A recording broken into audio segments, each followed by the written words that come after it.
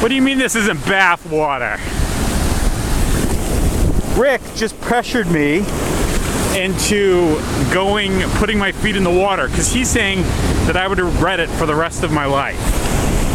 So yes, here my feet are in the Pacific Ocean.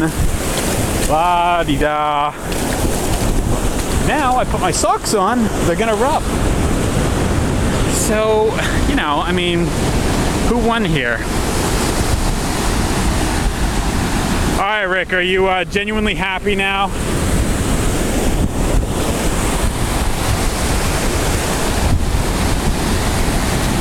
And it feels like bath water. Yeah, what do you mean bull crap? Look, it feels good. All right, so it's not like warm, but it's, you know, it's got like a nice mild coolness, and it's night too.